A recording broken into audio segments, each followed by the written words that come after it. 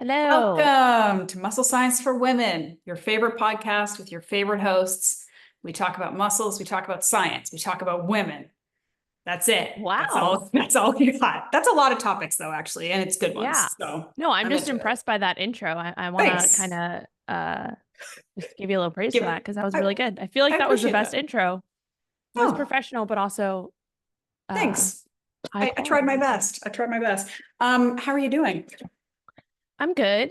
Yeah, Yeah, I'm good. I just got back from Colorado nice. for a wedding on Sunday, which if you anybody ever goes to Crested Butte, Colorado, just make sure that you prepare for a long travel day, especially if you're Oof. driving from Denver. It's like a 5 hour drive through the mountains. On our way back, we almost missed our flight because we had to get rerouted by the police because there was a fire in the middle of the road, Oh, all shoot. this stuff. So it was just crazy travel day. But it was fun, really cool place. It's like a three block, maybe 5 block radius of a town. So very, very small, Was but this like super where cool. someone was from? Because that's a very small kind of random place to have a wedding, right? No, it was they lived in Colorado for a Okay. while, but they didn't live in Crested Butte, but Crested Butte is just one of the small towns that they used to visit, so they wanted to go there and Cool. have the wedding there, and it was like beautiful. I mean, I Yeah. don't know if you saw some of the pictures, I'll send them to you, but the Hmm. background was like a painting for like Yeah. all of the pictures. It was cool. It like looks fake. It's Um so perfect. yeah. Yeah. So that was fun. And then sorry, my voice is messed up. Hold on. It's because she parties so much. That's why. No, It's I all the didn't even partying. party. I'm done with that for a while. Oh, okay. I think it's just because we're recording earlier than we usually do, so it's still like morning time, and I'm like, even though it's 10 a.m. PST, I'm still like waking up, like I'm not, where Not I'm used to usually doing at. the big time talking yet. Yeah. Meanwhile, it's Yeah, mid-afternoon for me. I've already lived many lives today, so yeah. yeah, we're doing all right. Okay. One thing I want to share, and then I want to hear about you. So on this car ride back or car ride through Colorado on Sunday, 2 days ago, um, we got another puppy. You have another puppy? We are getting, well, I don't know if this is the correct term, purchased, Yeah. adopted, whatever. Adopted, Another yeah. puppy. Yeah. So her name is Mia, Oh, after Miami, MIA. of course. She is a mini golden doodle. I'll send you a picture. Oh, I posted get something on out of here. How old is Instagram, she? but right now, she was born June 17th. So Oh, she's about a month and a little bit. We get her on August 22nd. So almost, well, less than a month, like 3 weeks. Oh my gosh, 3 weeks from now. And she is a mini golden doodle, same as Lilo, so cute. but just a darker color. Is she going to be probably like the same size? I think this is her. If you Oh can see in here, my goodness. right? I'll send you pictures and a little video of her. Thing looks like a I think little she, doll toy, right? not even real. Oh, I so think she's like cute. 4 or 5 pounds right now. Oh my Her God. weight is supposed to be similar to Lilo's, but I think she's the runt of the litter, which is one of the reasons we picked her because she was just so cute. So I think she's Yeah. probably going to be a little bit smaller than Lilo. Lilo's like 16 pounds. So, Adorable. This was like an impulse thing or? it was kind of an impulse thing, but also not. Like we've been talking about it for a while, and Lilo turned 4 yesterday, and we're like, okay, if we get another dog, we want to get another dog in Lilo's prime so Yeah. that they can grow up, still grow up together, and like Lilo's not too old and things like that. And around the 4 to 5 years old is what people usually recommend. So we're like, let's just go for it. We had to cancel our trip in August to New York because Alex's work thing came up, and it was her birthday trip. So we're like, why don't we just get a dog instead? When were you going to go to New York? Because I'm going to be there too. We could have like run into each other accidentally. Yeah, it was supposed to be the last week of August, Okay, I would first have week of missed you anyway. September, but Okay. It's funny yeah. how Anyways, well, congratulations. That's very exciting. thanks. And she's very cute. And it's so funny how like dog parents are just like parents because we're going through the same thing too. We're like, should we have another one? Like he's getting old. I just got him potty trained. Like things seem like a little bit easier. Should I just like dive back into the deep end and like do this all over again? Like this is the conversation parents have is like, Yeah. should I do this? Is it stupid? Is it the right idea? I don't know. And it's a huge question, but we don't need to dive down that rabbit hole today. But yes, it's like as you're saying it, you're like, she's the right age, and it'll be good to have her have like a little sibling. I'm like, I feel the exact same way, except I'm talking about Yeah. human beings. So anyway, It is very similar. It's funny. just Obviously a lot more with humans, but it's yeah. very similar perspective. We don't need to have the like dog parent versus human parent conversation, but it is funny. Like everything you're saying, I'm like, yeah, we're literally having like the same conversations ourselves. That's amazing. Yeah, we just had his third birthday. His birthday is actually not, it's like tomorrow, but we had his birthday party. And yeah, it's just like he's at an age where things are moving very quickly, like not in diapers. He's not in a crib anymore. He's like acting like a real kid instead of a baby. So that is like a very big, I think, transition time for parents too. And that's when people like me start to go crazy and think like, oh, should we do another one? Because the baby phase is so precious and so amazing, but it's also very short. And then when it's over, you have this kind of like mourning period. And so yeah, it's all very intense, but yeah, so that happened. And then one thing that I'll just mention very briefly here before we get into questions, I just went, I don't know if you saw my Instagram, but I just went back to physio, my ongoing physio thing with my shoulder. And this just shows that you need to be, whether it's, we've talked about therapy before, we've talked about physiotherapy, we've talked about doctors. It's all about, if you care about fixing the problem, you need to be persistent and keep going until you find the person who's right, or you get to the bottom of it. Because this shoulder issue that I've been having, I have been in pain and I've had shoulder impingement for years now. Like it's shameful to say it. Like I should be putting more effort and money and investment into fixing this, but you know how things go, right? It's like you have other priorities. I'm like, I'm fine, I'm getting by, whatever. But I'm like, this is not getting better and there's nothing I can do to fix it. So it's not an injury. It's like a mechanical problem that I need a professional to tell me what it is so I can fix it. And I'd been to 2 different physios in the last year and neither of them like seemed particularly helpful or were telling me what the problem was. And I went today and this woman within the first half hour was like, I know exactly what's wrong and what you need to do. And I feel confident that the issue is actually a relatively simple one. It's just like, you just need to know what to do to fix it and then go do it consistently. Right. And again, it's something that I kind of already knew. It's basically like, years of, this is probably very common with a lot of like bodybuilder meathead types, like years of focusing on certain muscles and not focusing enough on like the little muscles and the stabilizer muscles and the little hidden one back here that no one, things get too strong and other things get too weak. And it creates mechanical things that are not good and like muscles doing things that they aren't supposed to be doing. And it's gotten to the point where my left shoulder, like my trap basically does everything for everything instead of my rotator cuff. And like, I can't lower my shoulder. I can't, internally rotate. Like I can't do anything. All the big muscles in my lats and traps just like take over and do everything. And it's horrible. And she was like digging in there. She's like, that's bad. Like that's a mess. You're in a lot of trouble. And she was like she was showing me some like movements and exercises.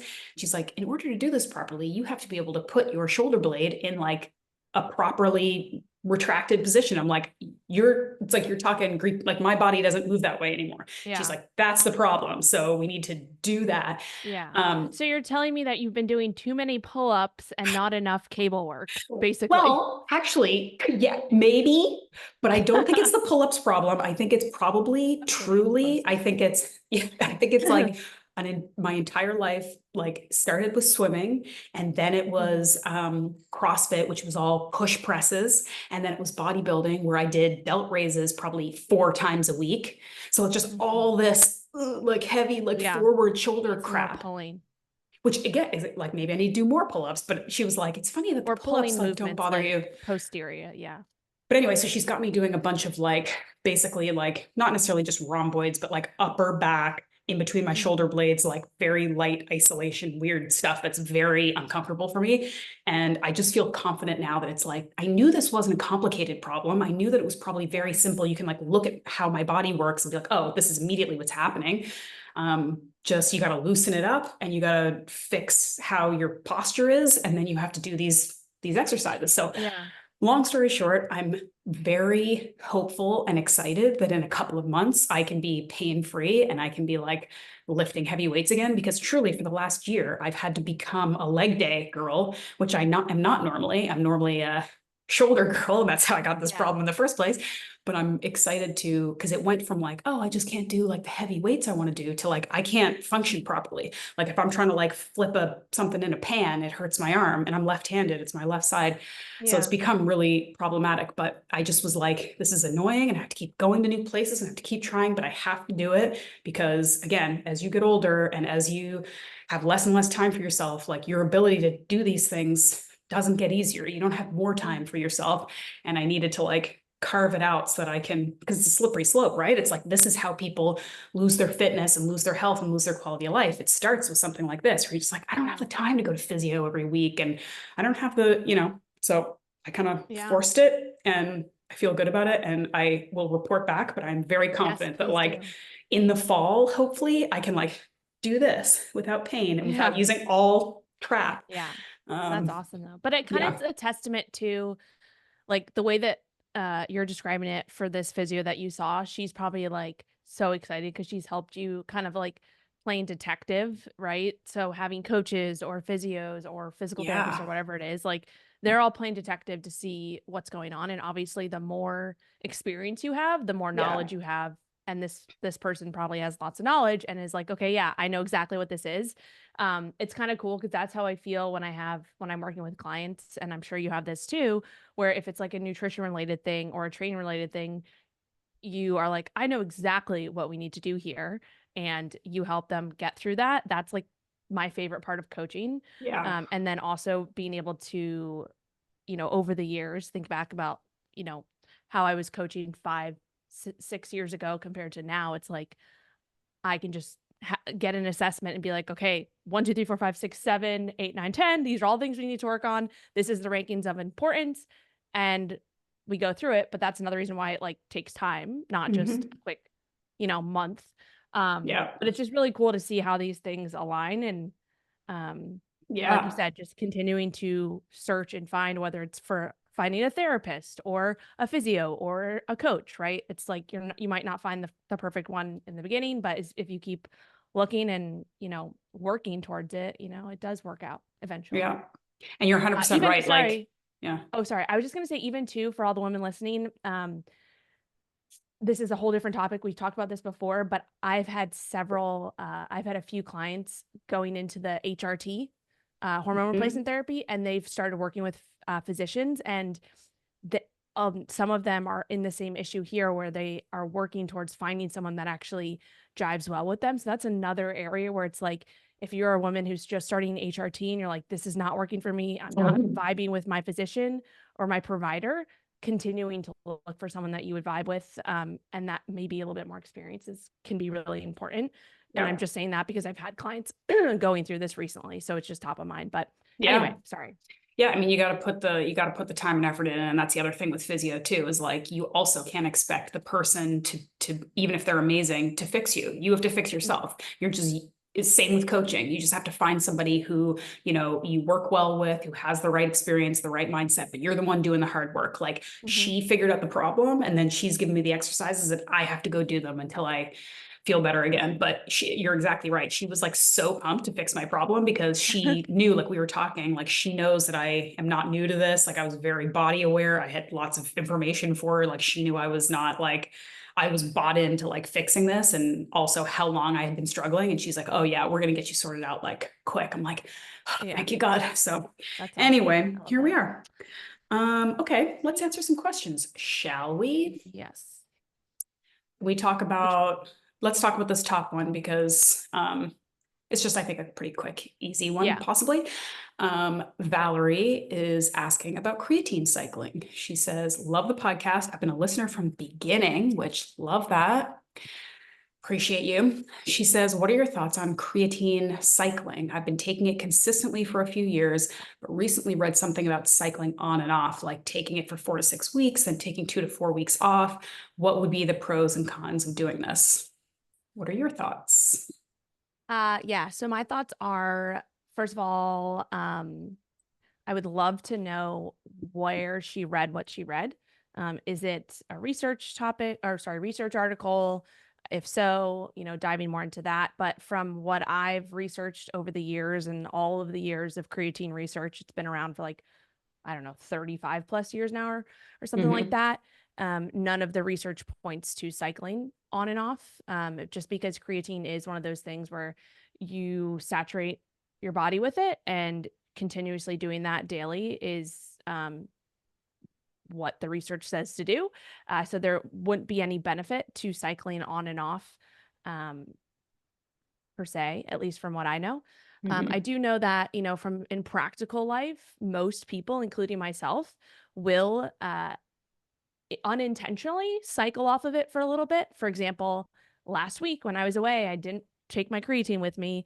That is something that you could do, but cycling it off, a week or two every so often during the year is just something that naturally happens for me because I just don't pack my creatine anymore when I travel because it's not that big of a deal.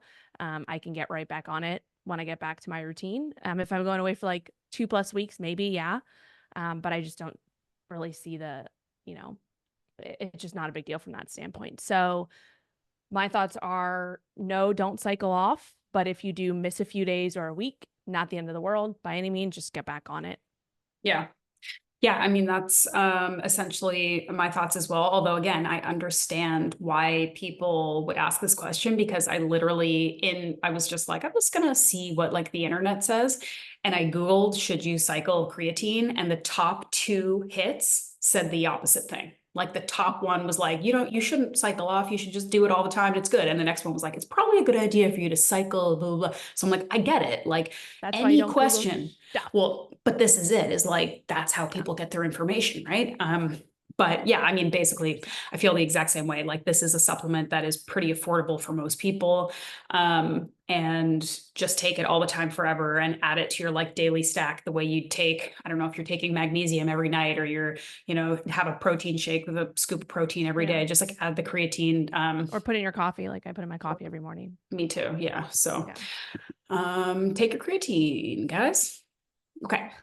And girls, And girls, mostly girls, actually, but both of you. I call girls guys. That's how especially I if you're roll. aging too. Again, just like Mm-hmm. protein, like all of these Mm-hmm. things start to lessen in the way that our body processes them as we age, and we need a little bit more. So like protein, creatine, like they're just even become more important as you age to help you maintain and continue to build muscle and strength and all of that. So Yep.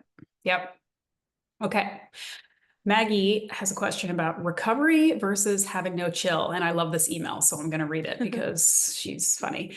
Okay. She says, hey, absolutely love the pod. You're both so informative and entertaining. Thanks, Maggie. Yay. We try. A For lot. the, Very we hard. try so hard. For the past 3 months, I've been strength training for two reasons: body recomposition and to be stronger for certain skating tricks, especially upper body. Think handstands and inverts. I'm a park roller skater, meaning I'm at the skate park, dropping into bowls, pools, doing flips, jumping onto high Oh, objects, and many other various tricks. It is very much a full body workout. I can imagine. that's Um, crazy in a yeah, cool way. yeah. She says, currently I'm lifting 4 days a week, 2 days lower, 2 days upper. My concern is that I'm not allowing time for recovery. Lately, I've been considering the days I skate, my rest days, which is 2 to 3 days a week in between lifting days. It's my passion and I'm with friends, so it doesn't feel like work. But in reality, the skate park is a 2 to 3 hour session, torching anywhere from 700 to 1500 calories, hardly any rest or recovery. I have no chill. Am I doing dumb shit? Am I being insane? Oh my Call back to God. the podcast. Love that for us. Yes. She's saying, do you have any suggestions on how I can break up my workout schedule to allow for active recovery? I really want to avoid injuries, but want to continue skating and building muscle. For context, I'm 40 years old. I live in SoCal, where skating is my year-round activity. Whoop, I whoop. used to skate 5 to 7 days a week, so I've already significantly cut back. Currently reverse dieting after years of under eating and using only skating as my exercise. So off the top, Maggie, You're the coolest person on the planet. Okay. Need you to know that. 40 Yeah, years that is old, really cool. doing handstands, skateboarding, like just the coolest thing in the Please world. send us like a video or some pictures because I would love to see that. Yes, That's so like cool. you're my hero. You're very cool. And also, like, first of all, 40 isn't old, but people like to use age once they get out of their even their 30s as an excuse for like why you can't do cool shit like this, right? It's like, well, it's injury and I'm not the way I used to be. And I'm like, there's something to be said for the things you love to do. Like, obviously, make adjustments, change things up, but like, keep doing the things you love to do. Like, one of my older heroes that I look up to is Mark Sisson. Like, that guy is 70, maybe he's older than 70 now, looks amazing, exercises, does whatever he wants, never stopped, right? Like, changed what he was doing, but never stopped. And the guy is fitter than most people, literally half his age. And Hmm. like, this is what she's doing too. And she's smart enough to be asking these questions now of like, I want to build muscle. I love doing my cool, crazy tricks at the skate park, but am I overdoing it? And how do I do this better? So you are the coolest, Maggie. We salute you. Hmm. Okay. Absolutely. Now, thoughts. Thoughts from me. So I think the first thought always comes back to, you know, especially with this type of question and all that she's doing is, and she's kind of laid it out, in the question about the recovery and knowing that she is, burning through a bunch of energy during these sessions and being aware of that is the first thing, right? So that's one really good, coming into this, one really good point to just make aware that a lot of us and a lot of people ignore that. They ignore that side of things and they're not aware of it. And then that leads to just kind of ignorance, I would say, and not being able to fuel yourself appropriately for the activity that you're doing. And I think that's the biggest thing here. It's like, first of all, listening to your body. And if it's sending you signals that you're overdoing it, right? If it's sending you signals like things are starting to like aches and pains, sleep is not good. All these biofeedback markers are, maybe there's some red flags there. That's the first thing to look at from that regard. And if some of those things are sending you red flags, then I would say from, my perspective would be like, okay, where can we improve certain things? Is it from a nutrition standpoint or is it from a decrease in training standpoint? Most likely it's going to potentially be both, right? So from a nutrition standpoint, in my eyes, it's really making sure that you are fueling for what you're doing, right? Making sure that you're consuming enough calories, enough protein, recovering from that standpoint, enough nutrients, whole foods, vitamin, minerals, all the things, right? Uh, of course, working with a coach to help you with that can be a good tool. And then from the training side of things, she mentioned she's training 4 days a week, right? Mm-hmm. Two lower, two upper, and then skating 2 to 3 days a week and using the skate days as rest days. So overall, again, it kind of comes back to, you know, how you're recovering from these sessions. If things are feeling really good and you're fueling appropriately and you are not having any red flags with biofeedback, then, it's not to say that you can't do this much activity, right? If you're trained, if you're strong and your body is resilient and you're doing what you need to do in all aspects of that, then who am I to say stop doing that, right? It's the signals that you're getting that will tell you if you should slow things down. And if you were getting those signals, in my eyes, from a training perspective, it would be okay, let's potentially back down to 3 days a week, especially if you are skating 2 to 3 days a week. You're using lots of muscles with that, especially leg muscles. So it might mean like, okay, instead of doing 4 days, maybe I do one lower body day and two upper body days. Or maybe I switch to a full body routine. If you do still want to, continue with lower body twice a week, or sorry, multiple times a week. So that would be kind of my first thing. And then one other thing, and then of course I will let you go because I can ramble on about this forever, would be thinking about also, not using your skate days as rest days and potentially switching up your schedule. So maybe you're doing one of your lifting sessions in the morning and then you do a skate day in the afternoon, right? So, or even after it. So with that one day, your body is, you're going through it, you're kind of straining your body there. But then what that does is gives you at least one day, full day of recovery.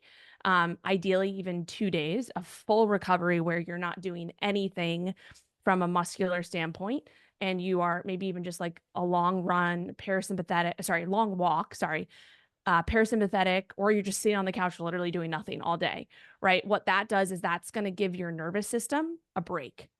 And I think that's one thing that, especially for women, is a recovery standpoint from that aspect.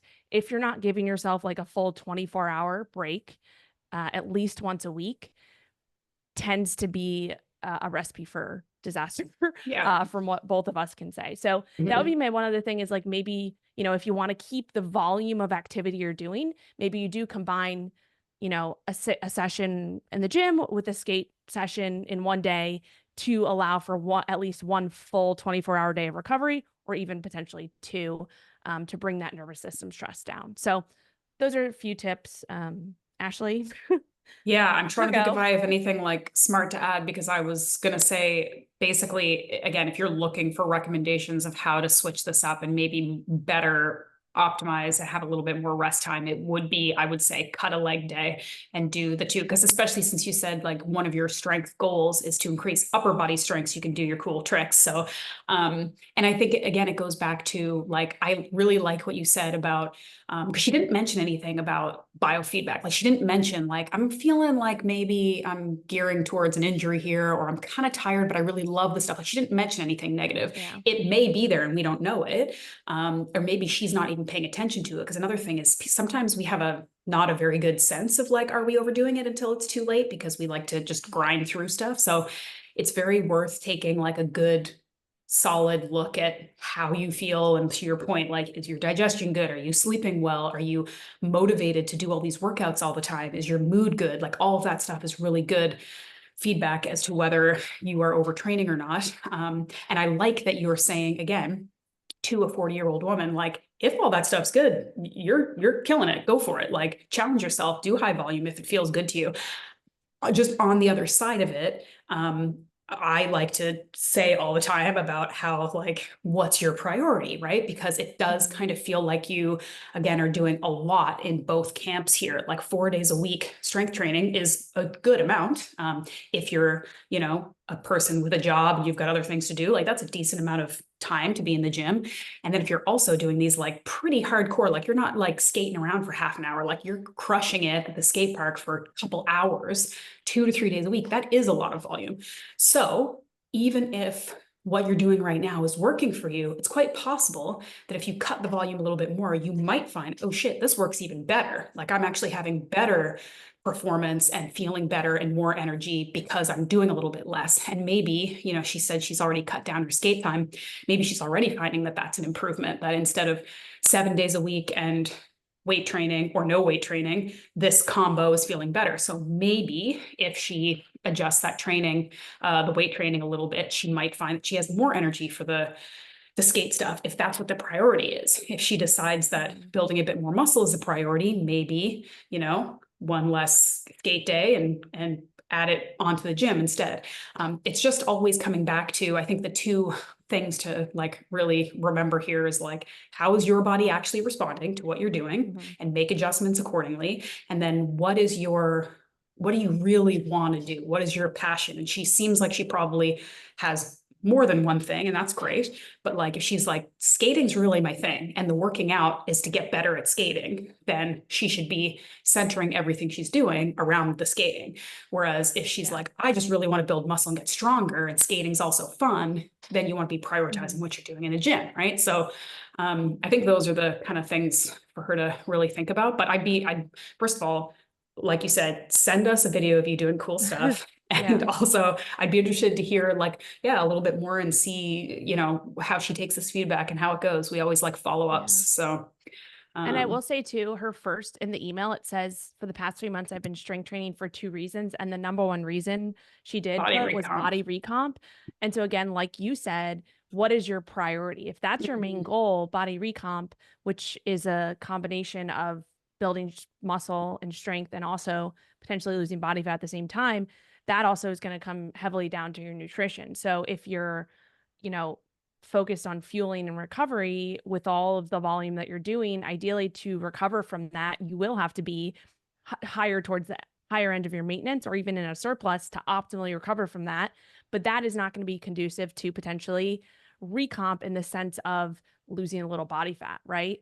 And I'm not saying that you should do this or anything like that. I'm just saying, again, realizing your main goal, because it comes back to like the cardio side of things. When people, are busting through cardio to try to lose body fat, but then they're hungry all day and they end up eating more calories because they're so hungry, right? Yeah. Through all that energy expended. And it's like, okay, but if your main goal is this, but you're doing this, you're literally just kind of like fighting these things throughout the day. So you have to realize that sometimes doing less, especially if the goal is body recomp or fat loss, doing less is for most women going to get you better results from the cardio side of things. Yeah. But yeah, It's just a funny thought. that you mentioned this too, because this is something topical, and I'm gonna talk about my family here because they probably won't listen to this. But my brother is here visiting. He lives in Florida. He's a police officer in Florida, and he is a couple years older than me. And he's like one of the only people in my family and even in my immediate friend group, like besides you, who is into fitness, like, so I can talk to him about this stuff, because Yeah. like most of my family and friends, it's like very casual or they're not really into it at all. And then, you and I have talked offline about like the annoyance of like people who don't really respect the like knowledge of the profession so much. Like I'll have people who are like, they'll come to me with a question and they'll be like, oh, well, XYZ. And they're like, yeah, no, I don't think so. And I'm like, well, what are you talking to me for? Like Yeah. you read somebody's Instagram post about something. And so you think that's right. Like, what are you coming to me for? Anyway, but does a ton of research, like is really into it, does a lot of stuff. But it's so interesting to see the male side of it, because I spend so much time working with female clients, and I'm talking to you and I'm talking to other women. Like I'm just much more immersed in the women's side of things. That hasn't always been the case. I was much more enmeshed in like male bro science before this, but like he is the opposite of less is more in some ways. And so he's like doing certain things where I'm like, hey, that seems like maybe you don't have to do it that hard. And he's like, no, I'm just going to. I'm just going to do it like really, really hard, and then like try to like work myself out of the hole that I've built. And I'm like, really? That's how you want to do it? He's like, yep. I'm like, okay. But it's like it's fun to have somebody to talk to that knows stuff, but also definitely has a different perspective. And I do think it's largely like, his hormones are different, his Yeah. reaction to stuff is The different, but male. also his environment is different. Like again, Yeah. he's with like a bunch of cops, like they're not, I don't know. And I mean, that's not the healthiest culture necessarily, but like it's just been really funny because he's talking about like his own body recomp strategy. And I'm just like, oh, I want you to do it differently. And he's like, no, I'm gonna do it this way. I'm like, okay, all right, good Yeah. You're luck. like, I have to Anyway. just keep my mouth shut. Yeah, I get Yeah, that. or not. I just tell him anyway. He's like, I disagree. And I'm like, okay, cool. That's fine. It's fine, bro. Don't worry about it. I would love for him to listen, but he probably won't. If he does, hey, John. Hey, John. Hey, What's John. Shout up? out to John. All right. So sponsors, Active Stacks today. Yes. I was actually telling him about, because we've been exchanging supplement faves, and he was asking about protein, and I was like, and they're American, so it's great. Active Mm. Stacks. I told him hopefully he'll maybe use our discount code and he'll get some What's our chocolate Active discount code again? Stacks. It's MSW10 for 10% off.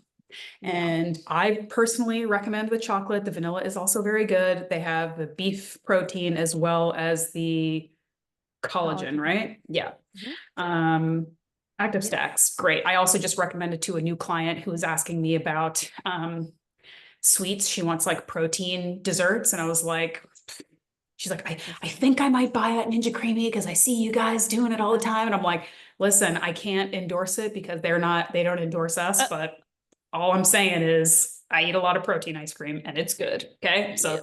you can take with Same. that what you will. Same. Same. So yes, we love you, Active Stacks. Thank you for your support. And just remember that if you are going to buy protein powder from anywhere, if you buy it from here and you use our discount code, you are supporting us, you're supporting the podcast, you're getting something out of supporting the podcast. We get to keep doing what we do for you. So think about that next time you buy some protein powder. Okay. Yeah. That's all I have to say.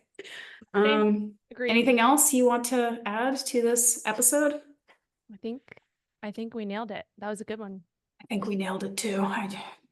No one else has any say. So if we say we Yeah. nailed it, we nailed We it. nailed it. And that's all there is to it. All right. Until next time, don't do stupid shit.